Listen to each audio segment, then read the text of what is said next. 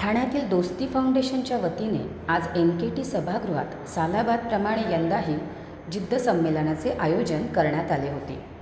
ठाण्यातील दिव्यांगांच्या 14 शाळांचा सहभाग या संमेलनात होता। संमेलनाचे उद्घाटन दीपप्रज्वलनाने झाले।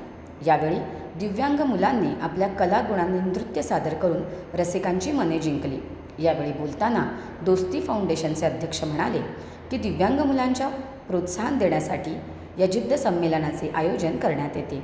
संमेलनाला माजी नगरसेवक संजय तरे, NKT कॉलेजच्या मॅनेजमेंटच्या काजल मॅडम, फाउंडेशनचे अध्यक्ष डॉक्टर राजेश मडवी, समाजसेवक जयेंद्र कोळी, जानकरी देवा उत्कर्ष मंडळाचे अध्यक्ष अनंत टेमकर, डॉक्टर हेमंत बिडवे, समाजसेवक तुषार गवते आणि सुप्रसिद्ध बांधकाम व्यावसायिक नंदश साळवी, धर्मवीर दिव्यांग संस्थेचे मनोज कोळी, राजाभाऊ अष्टांकर, दिलीप जयसिंगपूरकर आदी मान्यवर उपस्थित होते।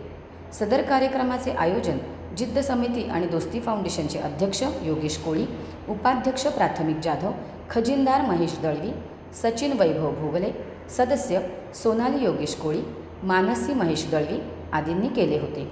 यावेळी सत्यवान कदम, संतोष गवई, सुनील भोईर, अमोल नाडकर्णी, लक्ष्मण सिंग, गणेश दळवी आदींनी परिश्रम घेतले।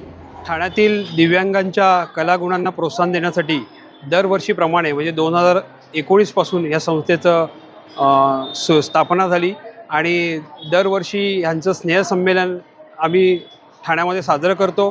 ठाण्यातील 14 दिव्यांग विद्यार्थ्यांच्या शाळा आहेत, त्यांचं मनोमिलन, त्यांचं स्नेहसंमेलनाच्या माध्यमातून त्यांना वर्षभर कार्यक्रम आणि त्यांच्यासाठी आरोग्य शिबिर, त्यांच्यासाठी सहल आणि स्नेहसंमेलनाचं आयोजन ही संस्था करत असते। या संस्थेचे महेश दळवी, प्रथमेश जाधव, वैभव घोगले यांचं देखील या फाउंडेशनसाठी मोठं सहकार्य आहे आणि एक एक पायरी हे फाउंडेशन करत राहणार आहे ह्या मुलांसाठी। आणि या मुलांसाठी समाजाला मी एक आवाहन करतो की या संमेलनामध्ये त्यांनी एकत्र येऊन या मुलांच्या कलागुणांना प्रोत्साहन द्यावं आणि त्यांचा गौरव करावा।